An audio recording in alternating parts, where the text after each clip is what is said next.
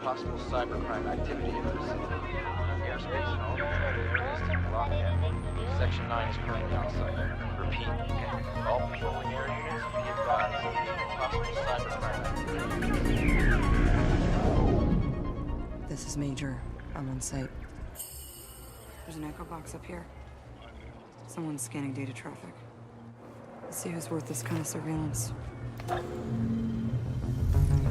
Accessing hotel security network.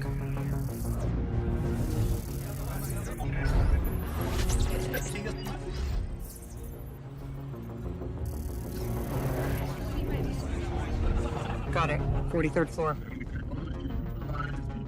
Someone contact the president's staff. Someone's watching him.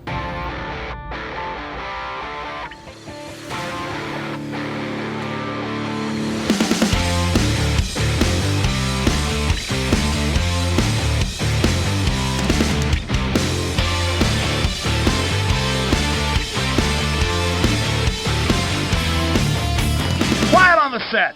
This is Michael Faulkner, and it is showtime at the March 21st, 2017 edition of the Weekly Podioplex, brought to you on the Chronic Riff Network. It is pollen season here in the American South, so if my voice is a little more scratchy than normal, you know why.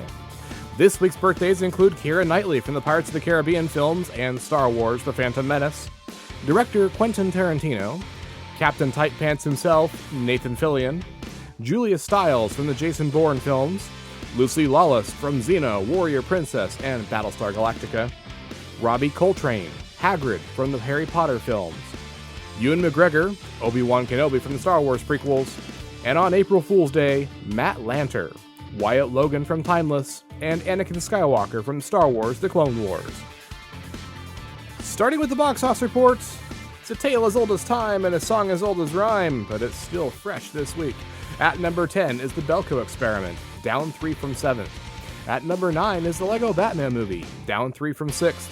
At 8 is The Shack, down 3 from 5th. In 7th is new release Chips, crashing and burning with $7.7 million. Audiences were less than interested, with a B- cinema score rating, and critics, well, critics only mustered a 19% approval rating. Finishing out this week's bottom 5 is Get Out, down 2 from 4th. The top 5 this week begin with Logan, down 2 from 3rd with $10.3 million toward a $201.6 million total. In 4th place is new release Life, creeping into theaters with $12.5 million. That's under expectations, and the closest R-rated sci-fi comparison is Chappie from this time 2 years ago. Audiences gave this one a C+, but critics were more favorable with a 66% reception. In 3rd place is Kong Skull Island, down 1 from 2nd with $14.7 million toward a total of $133.7 million. In 2nd is the last new release this week, Power Rangers, debuting to $40.3 million.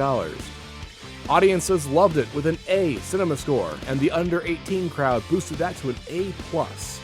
The easy comparisons here are Independence Day Resurgence and The Legend of Tarzan, both of which premiered in the same ballpark and finished their runs between $100 and $125 million. Expanding to the international theater, Power Rangers pulled in $18.7 million in 62 markets for a $59.2 million worldwide premiere. It was strong in Mexico, Brazil, and the UK, finishing 2nd in those countries this week, and it still has a plethora of places left to open. Critics were less than favorable on the film, coming in at 47% overall. In 1st place this week is Beauty and the Beast, adding another $90.4 million for a total of $319 million. That's the 4th largest second weekend of all time, behind The Avengers, Jurassic World, and Star Wars: The Force Awakens, and it's the 4th fastest film to reach $300 million behind the same 3 in the same order. Beauty and the Beast has a $690.3 million global total, making it the 4th consecutive film from the Mouse House to pass the $600 million worldwide milestone behind Doctor Strange, Moana, and Rogue One: A Star Wars Story. And all this has helped push Disney's worldwide total for 2017 to $1.3 billion.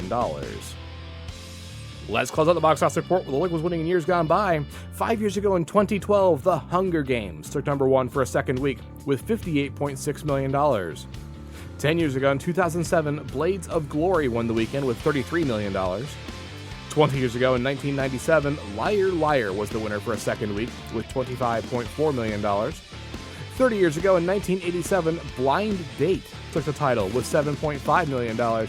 And 40 years ago in 1977, Airport 77 took the box office crown for a third and final week with $2.8 million. The box office premieres for March 31st are about taking charge.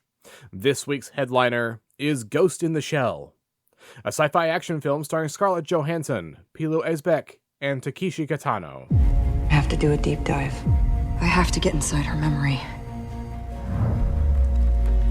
Consent required for data download. I give my consent.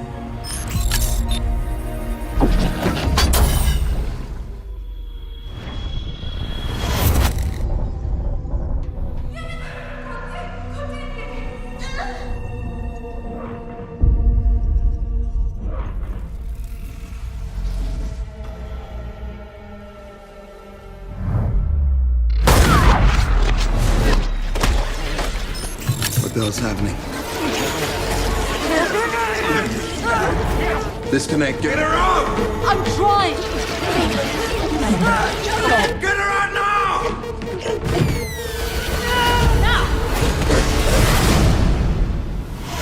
In the near future, Major is the first of her kind.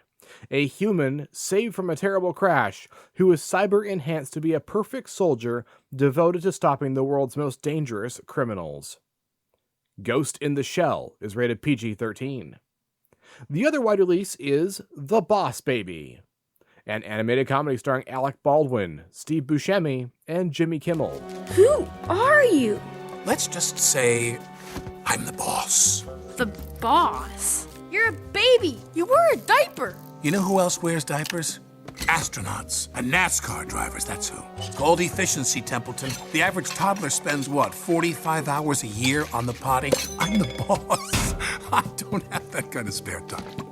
A suit-wearing, briefcase-carrying baby pairs up with his 7-year-old brother to stop the dastardly plot of the CEO of Puppy Co.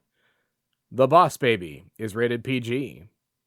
There are also 3 titles on this week's limited slate, and you can find those in the show notes. Next up is a look at the home entertainment slate for the week of March 28th, and I'll begin with new release on DVD and Blu-ray. And that list kicks off with Fantastic Beasts and Where to Find Them, a fantasy adventure film starring Eddie Redmayne, Catherine Waterston, and Dan Fogler. These are the adventures of writer Newt Scamander in New York's secret community of witches and wizards, set 70 years before Harry Potter reads his books in school. Fantastic Beasts and Where to Find Them is rated PG-13. The second title is A Monster Calls, a fantasy drama starring Liam Neeson, Felicity Jones, and Toby Kebbell. A boy seeks the help of a tree monster to cope with his single mom's terminal illness. A Monster Calls is rated PG-13. And the third title is Planet Earth 2, a nature documentary miniseries starring David Attenborough. Planet Earth 2 is an immersive exploration of the jungles, mountains, deserts, islands, grasslands, and cities of the world. Journey to the 4 corners of the globe to discover the extreme forces that shape life in each of these iconic landscapes, and the remarkable ways animals manage to overcome the challenges of surviving in the wildest places on Earth. Planet Earth 2 is not rated. Planet Earth 2 also has one of my favorite nature documentary scenes of all time. And that's the one, if you've seen it on YouTube, where the baby iguana, just hatched from its egg, has to escape a nest of snakes. Oh my goodness, it takes you through the entire gamut of emotions as this lizard just runs for its life. If you haven't seen it, look it up. Swinging by new release on digital video, I have one title. That one is Hidden Figures, a historical biographical drama starring Taraji P. Henson, Octavia Spencer, and Janelle Monáe. This film recounts the true story of the African-American mathematics genius Katherine Johnson and her 2 fellow colleagues, Dorothy Vaughan and Mary Jackson, who helped NASA win the space race. Using their mathematical calculations, John Glenn became the first American astronaut to orbit the Earth. Hidden Figures is rated PG.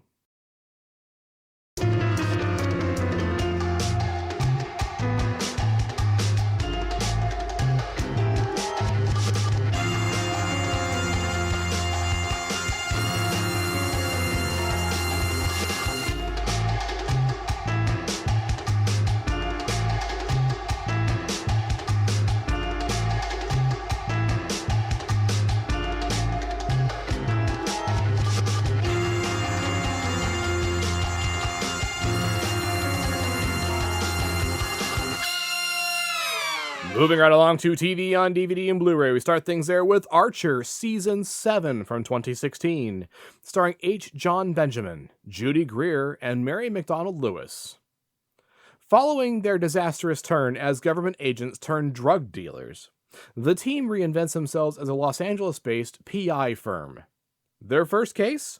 Protecting a vampy actress from blackmail and Archer's libido. They also grapple with a Terminator mummy who wants his mommy, spinning robot legs, Archer's desperate voicemail message, gunman clowns, and life as hostages, all leading to a cliffhanger featuring a body floating in a swimming pool, like you'd see in a classy noir film or something. Also, shut up. They still insult each other, and Archer and Lana are still hot for each other.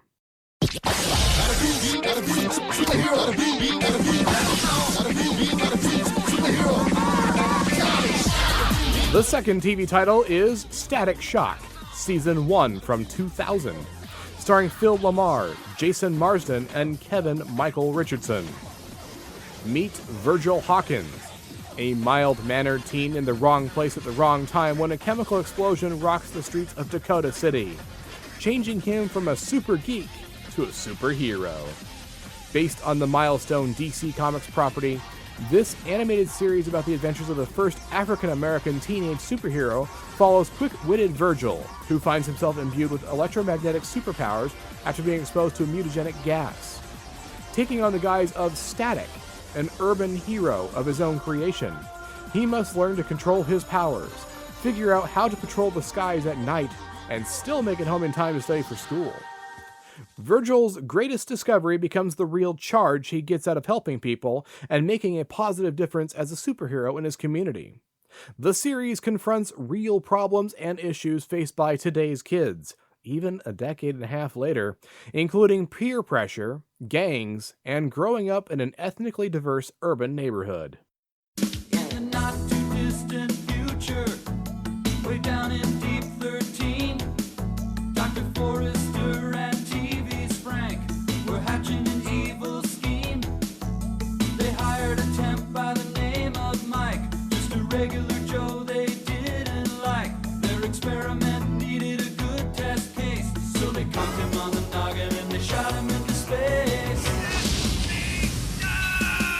We'll send him cheesy movies, the worst we can find. He'll have to sit and watch them all, and we'll monitor his mind.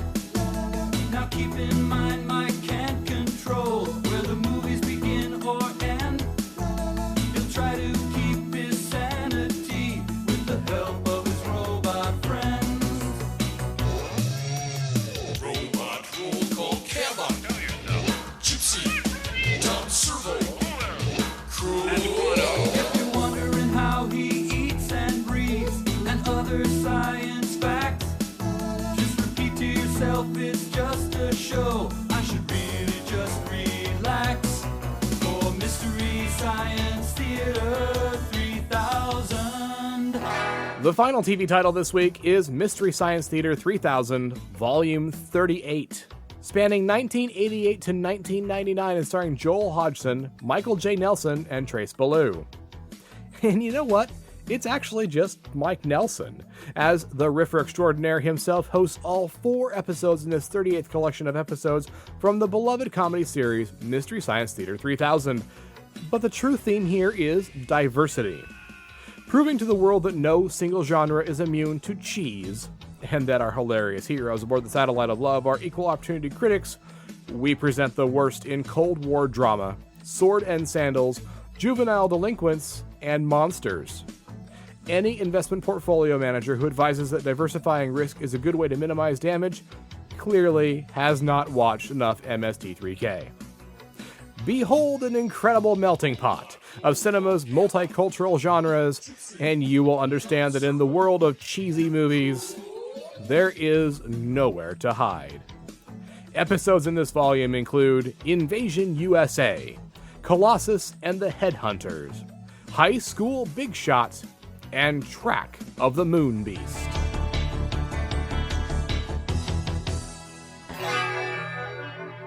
I will wrap up the Homertainment slate with Blu-rays from the past, and this week I bring you one title. That one is Cool Runnings, a comedy from 1993 starring Leon, Doug E. Doug, and Raul D. Lewis. Based on a true story, this is the comedic saga of 4 Jamaican athletes going to extremes to compete as bobsled racers at the Winter Olympics. With few resources and virtually no clue about winter sports, it's an uphill course for this troupe from the tropics who are sliding on thin ice as they go for the gold in Calgary, Canada. Refusing to let anything stand in their way, these 4 Jamaicans enlist the help of a down-and-out ex-champion American slider named Irv, played by John Candy. Unavoidably drawn back to the sport he had come to loathe, Irv is faced with coaching a team of complete novices. But once committed, he is determined to turn them around and somehow right the wrongs of his own failed career. It's a bumpy ride, but with pride, determination, and dignity, the bobsledders make their impossible dreams come true. Cool Runnings is rated PG. Okay, repeat to yourself, it's just a promo segment, and I should really just relax. Because after this brief break for about a shameless podcast cross-promotion, the Weekly Podioplex will continue. A fortune in cash and prizes is up for grabs if you can name that podcast. Contestant number 1. What podcast airs once this week and stars hosts Billy Flynn, Flinstress, and Saucy? Smodcast? I'm sorry, that is incorrect. The correct answer is Geek Radio Daily. You lose. Contestant number 2, your turn. What podcast features hosts chatting about their geeky lives and fandom? Oh, I know this one. Is it The Nerdist? Wow, really? Really? The correct answer is Geek Radio Daily. Does anyone out there know anything? I do. Okay, contestant 3. What podcast highlights audiobooks, conventions, guest interviews, and much, much more? Is it Geek Radio Daily? Well, yes, it is. You actually got it right! Geek Radio Daily has forums for Geek Talk, an active Facebook and Twitter page, and the award non-winning, sometimes weekly podcast. All this and more at geekradiodaily.com.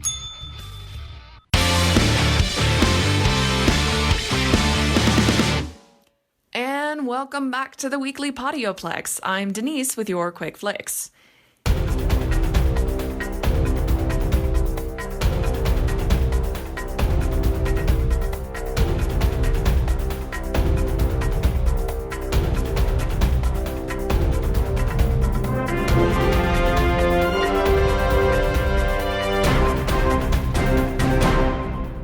This week in Star Wars news, the Star Wars Celebration is skipping 2018 and won't return until 2019, in a yet unspecified time or place.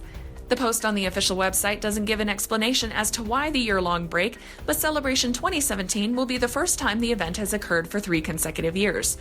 The first 3 fan events coincided with the release of each of the prequels in 1999, 2002, and 2005 respectively, but since then they've been fairly sporadic, and the closest thing resembling a normal celebration schedule has been biennial.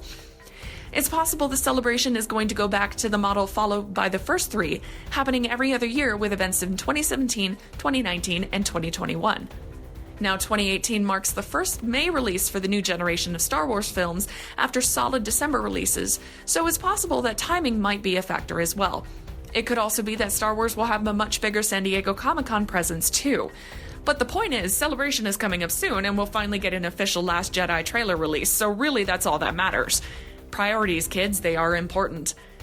In other Star Wars news, Bob Iger reveals new Han Solo details and talks what happens after Episode 9.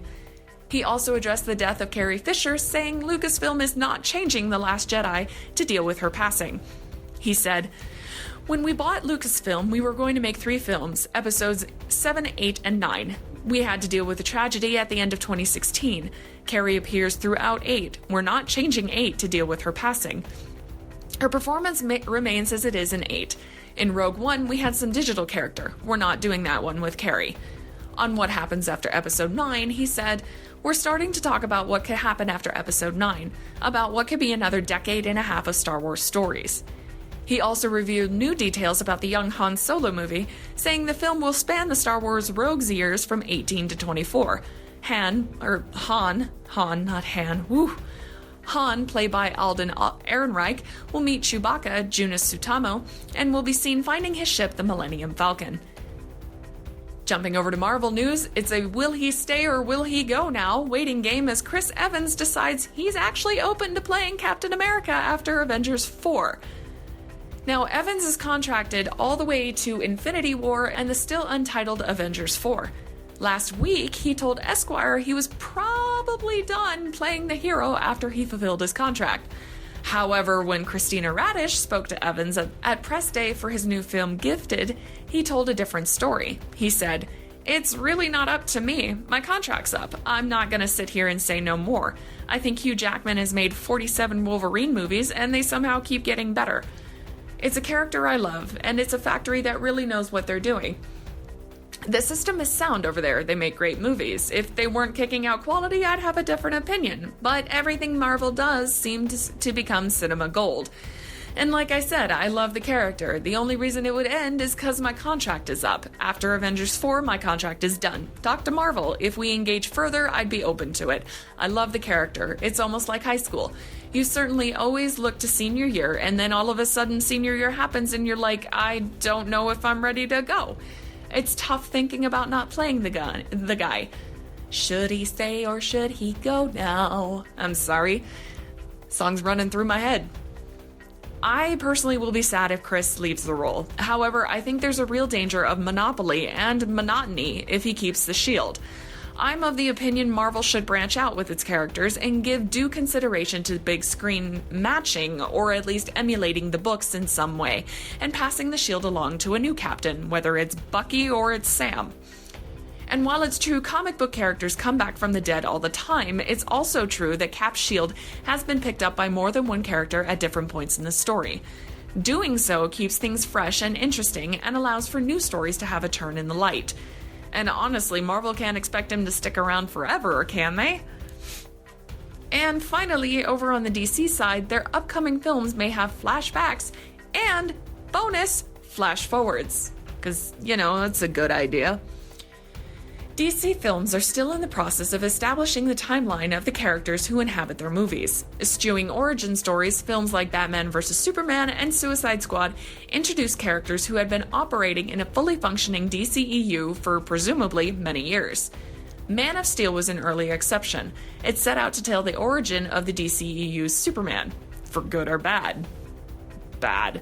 It was bad. Batman vs. Superman got around Bruce's pesky origin story thing by way of flashbacks to the night his parents were murdered. The film also made conspicuous and copious uses of dream sequences, also known as flash forwards, to warn of danger on the horizon for our not yet Justice League heroes. This is because Zack Snyder has absolutely no idea how to tell a story.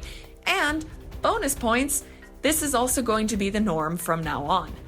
While speaking with Comic Book about Wonder Woman, producer Charles Roven addressed the issue of a fluid timeline and how upcoming DCEU films will implement flashbacks to origins of many characters, some of which may take the audiences to other worlds entirely.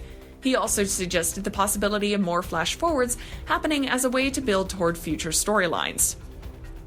He said, for example, the Justice League movie will take place in a universe that's post-Batman vs. Superman, just like Batman vs. Superman takes place in a universe that is post-Man of Steel. When we're dealing with either The Flash or Aquaman, since they will take place in a universe that has happened after Justice League, which makes absolutely no damn sense, the characters and the world will be informed by movies that preceded them, except their flashbacks or whatever within those particular movies, and flash forwards within those particular movies. None of what he just said makes absolutely no damn sense.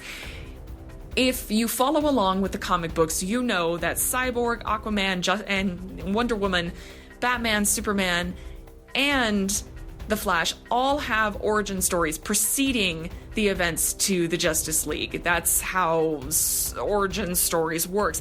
Hell, if you watch the animated version of the Justice League and Flashpoint, you'll figure out that Batman went around collecting everybody he could because he wanted to create a Justice League because, random space, dark seed, bad things are coming and they need to have people to protect the world against these bad things. He also has a collection of how to kill or how to destroy each and every one of the Justice League members, but that doesn't matter. He's Batman. Point is, Charles Roven just made no sense, and he basically made an excuse for the DCEU to continue to make absolutely never no mind about these characters, the timelines they inhabit, and the times in the comic book universes to when these events actually happened. Everybody knows that Batman vs. Superman happened as an answer to Marvel's to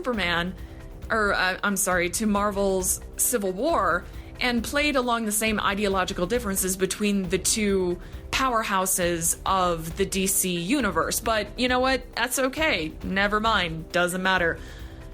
While flashbacks and flash forwards are nothing new to the DCEU, they're really a cheap workaround to actual storytelling and world building. If I just sounded cynical, it's because 1, I don't like Snyder as a filmmaker, and 2, I want to believe that DC has realized their mistake in trying to form their big screen universe and are really backtracking hard to try and create unity within the universe and still have everything make sense. But with what Roven just said, they're not doing that at all. They're just trying to push these timelines or trying to push these stories that they want to tell and keep these events separate within the DCEU. It doesn't sound like there's actually going to be any kind of unity whatsoever. And now this isn't to say flashbacks and flash forwards can't work in films. They can. They have quite well, actually.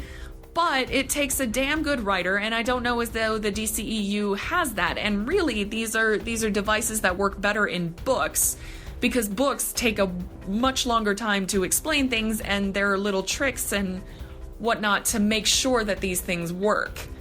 But I mean, come on, like I said, it's not like the DCEU hasn't used these things before. Look at the Arrowverse. We had 4 seasons of flashbacks, and they got really old really quick. Here's hoping that the DC will figure out their own universe and make it work for the better and keep their audiences around, because right now they don't have a great track record with their movies. And that's it for this week's Quick Flicks. I'll see you guys next time on the Weekly Podioplex. Thank you, Denise. And here we are once again at the end of a new edition of the Weekly Podioplex. If you want to discuss anything you heard on this week's edition, please take a moment to get in touch. You can surf on over to the brand new homepage at chronicrift.com and leave an audio message right there on the website using your microphone, or you can write to weeklypodioplex@gmail.com. Of course, you can still tweet us on Twitter. The Chronic Rift is chronic_rift. The Weekly Podioplex is Weekly Podioplex. Denise is Riley James Keith, and I am Womprat99, like the creature Luke Bullseye is T16 in Beggar's Canyon. You can give the Chronic Rift a thumbs up on Stitcher Radio, leave us a 5-star review on iTunes, and you can find the Weekly Podioplex and the Chronic Rift on Facebook and Google+. Take a moment, stop on by, and see what other shows the Chronic Rift has to offer. We have Cyborgs, a Bionic podcast, the Batcave podcast, the OSI Files podcast, the G2V podcast, Generations Geek, Present the Transcription feature, the Dan and Travis Show, the Sci-Fi Diner podcast, and so much more. If you have a Roku player, you can also find us there on the Chronic Rift's Roku channel, where you can find episodes of the Chronic Rift's adventures in the 1990s when it was a public access television show on the New York City airwaves. Check us out and find the culture in pop culture. If you're interested in more of my adventures, take a quick trip to my blog, Creative Criticality, where I'm watching every episode of Doctor Who for the first time from the very beginning of the franchise and reviewing those stories in the Timestamps Project. In fact, I am just about to wrap up the 17th season with the adventures of the Fourth Doctor and the Time Lady Romana. I have just covered the only lost and reconstructed episode in the color era of Doctor Who, Shada. And those reviews can be found at creativecriticality.wordpress.com. You can also find Creative Criticality on Facebook. Denise can also be found on the internet at Accessories Not Included, where she talks about her writing, reviews books, and offers her services as a cover designer.